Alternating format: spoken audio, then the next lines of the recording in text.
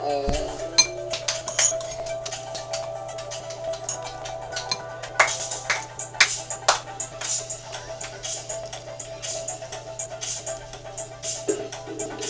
you want to, a lot of people get upset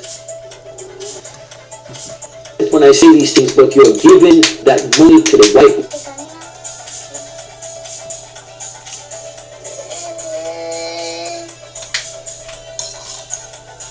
man who you look upon as Jesus. Because it's his bank that you want to go to on a Monday morning. It is his bank that don't give you a loan when you want to go start a business. It is his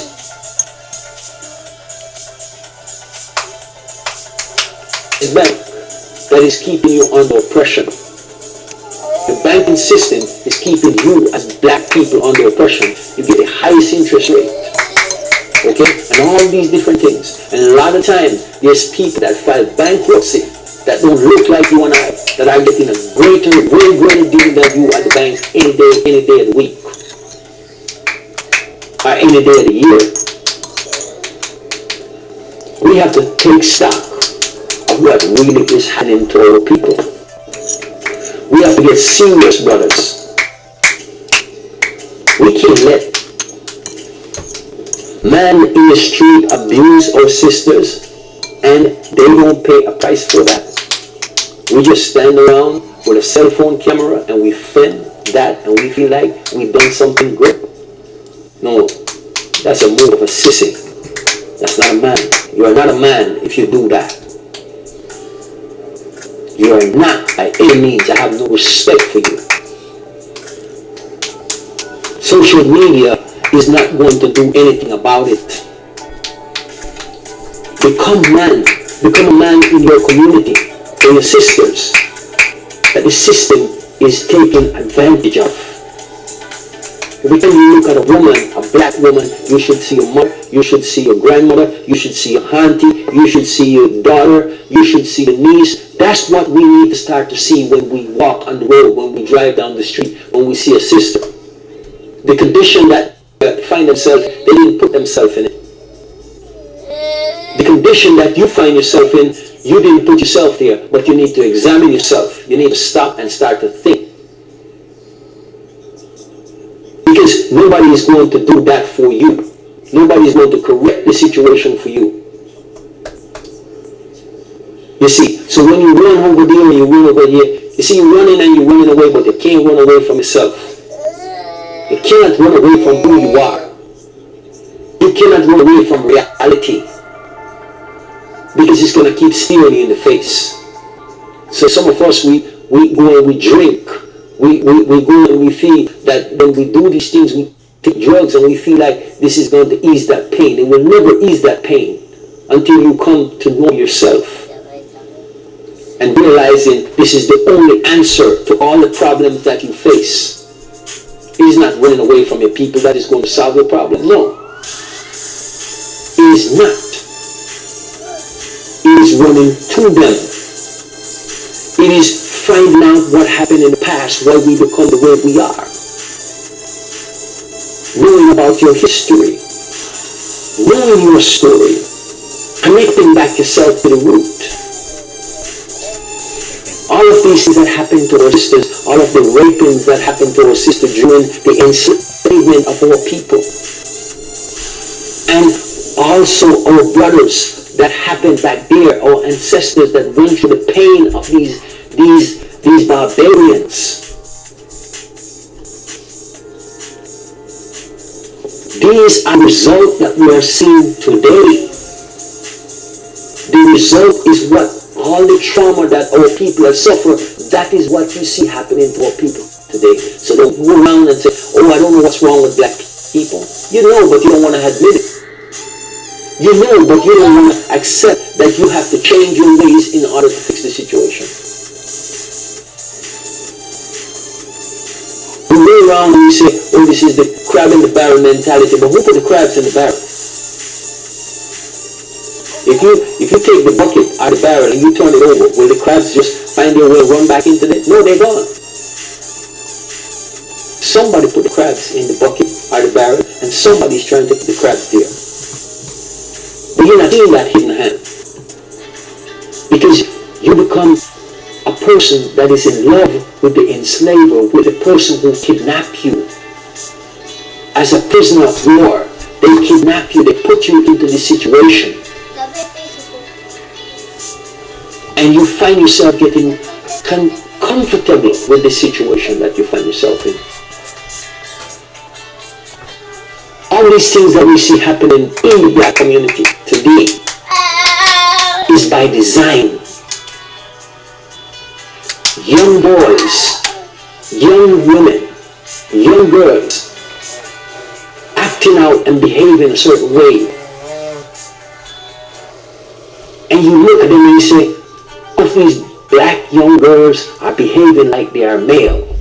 And all of these black young boys are behaving like they are females. And we think that is acceptable. It is destroying your people. It is destroying your nation. Wake up and realize that. Mothers, talk to your children. Talk to your sons and your daughters, and fathers, get involved in your children's life. Help to steer them. Because you are part of their destruction. You are part of their destruction. What is happening to them, don't say you're not responsible for it. Yes, you are. Yes, you are. See, we're taking on these things. We're taking on all these things. We sit down and we watch the football, the basketball, and all these different sporting events, and we don't realize it. We're not realizing that all of these things are seen as a distraction to keep you in the place that you are. They are entertaining you, so to speak, that you may never get out of the place that you find yourself in. That's a problem. How can you be entertained when you find yourself at war? Who do you see at war entertaining themselves?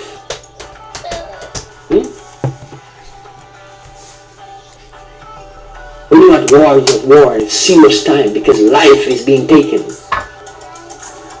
Your sons and your daughters' life are being taken in this place called America, around the world.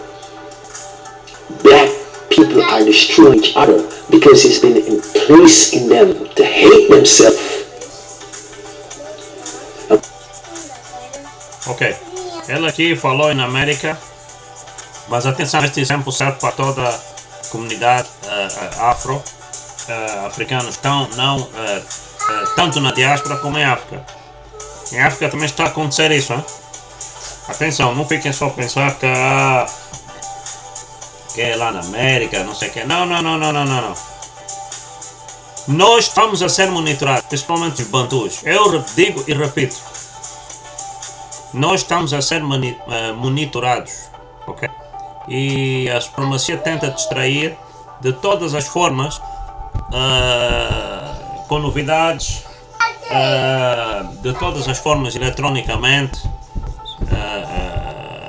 fisicamente, de todas as formas, para manter, principalmente os africanos que estão dentro do continente, mais distraídos ainda, com ilusões na cabeça. Ok, é isso. Continua a ouvir. And what are we doing? What are we doing to change that dynamics? We just sit aside a lot of times and we criticize.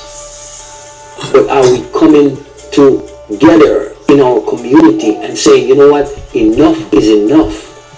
Let's do something about this monster that is in the room. This monster that is in the room that is destroying our people and our nation. We have to wake up to reality. It's time to get out of the fantasy world that you're living in. How much of your people have to be destroyed for you to recognize what's going on? We think that we are better off because it is 2000 and almost 20. But if you talk to the elders in our black community that used to live back in the 50s and the 40s and whatever time back then, talk to them about what your community was like versus today. You have no community. Back in those days, there was discipline. Isso que ele diz é verdade. Não só nas comunidades na diáspora, mas também mesmo em África. Eu lembro quando era pequeno, por exemplo, você via um idoso na rua, você cumprimentava, respeitava como se fosse teu pai, teu avô, teu tio. Se chamasse atenção, não respondia. Hoje em dia os jovens respondem. Como é que um jovem desse, uma geração, vai buscar ancestralidade aonde? Ele falou aí, no caso aí, se for nas comunidades e falar com os mais velhos, já viveram 40, 50 anos atrás, vão dar as suas opiniões com qualquer disciplina, né? O nosso caso, se você pegar no seu carro, ir no interior, conversar, não, atenção, não estou a falar de falsos sobres do Pela, não. E ter com os sobres, desculpa, e ter com os sobres verdadeiros, ou até mesmo com os soberanos, marcar audiência com eles, certo? Uma questão de respeito. Conversar com eles como é que era a África, o passado, isso tudo. Eu tenho para mim que é muito mais enriquecedor do que ler esses livros de história que andam a ensinar nas escolas. Vamos continuar a ver o vídeo. People knew each other. People respect each other. I'm talking black people, yes. People look out for your children when they see them in the street. They don't try to rape your daughters or your sons.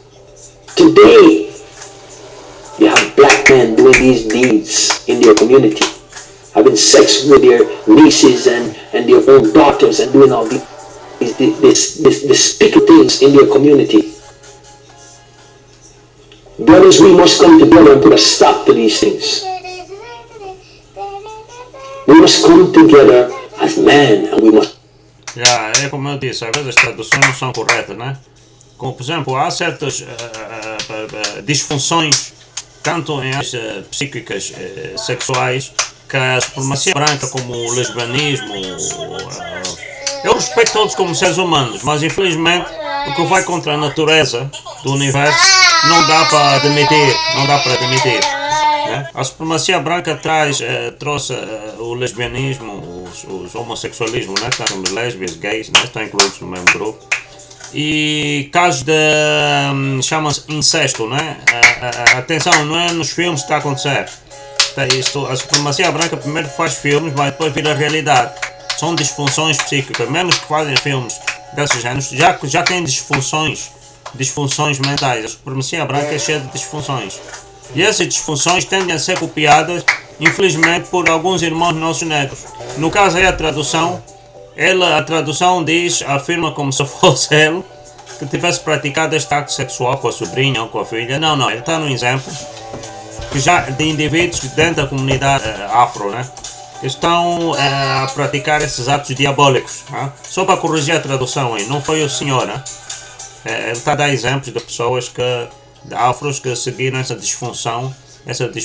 disfuncionalidade da supremacia branca, porque até aqui na África não existiam essas disfunções, certo? Só foi para corrigir a tradução aí. Must put a stop to this.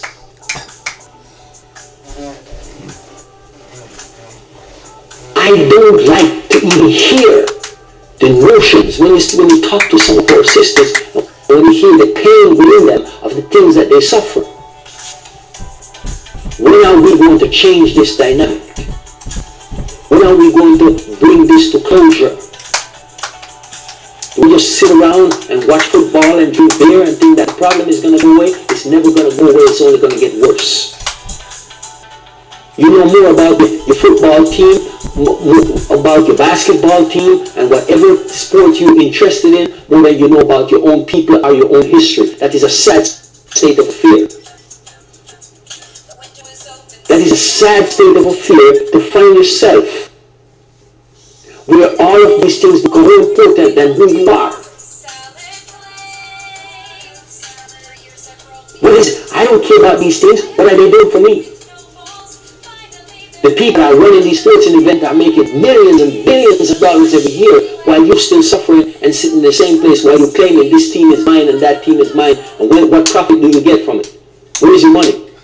Where's the house? Where's the thing to make your family better people and a stronger nation? Where is it? You see, that's what we're not seeing because we're too distracted. Sometimes our brothers and our sisters are talking to our people and saying to them, listen, stop for a moment and think. That's why people take so much advantage of our people and our community, because we're not thinking, we're not listening, we're not reasoning. We're paying attention to the wrong things. If most things is not about sex, then we don't want to hear it. If it's not about naked women, we don't want to see it, we don't want to hear it, we don't want to spend more time, because it's going to make us think and we don't want to think. How do you know that your community is being fleeced if you're not listening, if you're not paying attention? We get caught up into the celebrity status of life. We get caught up into the religious things of life. These are things that is destroying us. People say, oh, white people go to church. I don't care about that. It's their bank your money is going into on a Monday morning. It's them that is benefiting from your Jesus money. Not you. They're taking it, extracting it by means of your church, your religion, and your preacher. And then sometimes when you say these things to the people, they say, oh, Jesus will take care of it when he comes. You see, how dumb is this? I keep saying to you, why is it when your religion needs something, they don't go to God and pray for it? Why is it they keep coming to you? They come to you, they don't pray for it, they know where to get it. Out of your bank book. Out of the money that you can't even find to take care of your children, that's where they're getting it from. They don't care about your suffering. Because if they did, they would tell you the truth. But you yourself don't want to know truth because it's too hard to deal with. Until we come to that place where we can deal with reality, not fantasy, not imagination. There's a song, it's just my imagination running away with me. We want to get out of that imaginary thinking. Don't sit and imagine, let religion tell you to imagine that there's some God coming from the sky to fix your problem. It's never going to happen. Never going to happen. You must fix your problem. And if anyone out there want to challenge me, show me one problem that you have in your life that you didn't fix. Show me a problem that Jesus came and you sat down and talked and he fixed this problem for you. Or this God in the sky that you believe in. Show me one problem that he came. Show me how you could pay your rent and Jesus came and give you the money. Because even if one of your so-called Christian brother gave you that money, it's not Jesus. It is because you do some good deed, somewhere along the line, somebody come and give you something. It is what you put out in the universe coming back to you. It's not Jesus. That's a fact. You give the preacher the money when he need to go build a big house, when he need to go buy a fancy car. You give them that money. It's not Jesus give it to them. It's not God give it to them. You're being tricked. You're being confused. See what I'm saying? Where is the banking institution for black people? Where is it? Where is it that you can say all the black churches take it to the black bank on a Monday morning and I see how businesses are developing out of that money in the black community? Supermarkets and all the different places are happening in the black community. Show me. And Jesus' money is crippling you. We have to take charge of our own situation. Everybody else does. Everybody else does. Everybody else realizes what must be done to fix their problem. And it ain't no Jesus, it ain't no person coming out of the sky gonna fix it for them. They recognize and they do. They recognize and they come together and put together. That's why they thrive, and that's why you don't. And we're not talking about one individual here, I'm talking about collectively. Look at the resource that Africa has. No place in the world have more resource than the motherland. Agora fala da África. But is the resource benefiting the motherland? No, because they've been tricked by the same people that has tricked you. Atenção, presta atenção. To cause you to continue to suffer. and you think it's a wonderful thing, and you believe that your oppressor must be your friend. They are going to be your friend, and one day everything is going to just come together and magically change. Keep fooling yourself if that's what you want to do. Okay? Keep fooling yourself. I keep waiting for this magical moment. But you're going to suffer a great loss and a great disappointment. Take up your torch and run the relay race for yourself. Anytime you see a race, a relay race that is running, show no way you ever see Jesus, because this guy says he's a Christian and he took the baton late and he get it there on time. No, Jesus don't come into play. He knew that if he don't do everything in his power, he will never win that race. Any man who is an athlete will tell you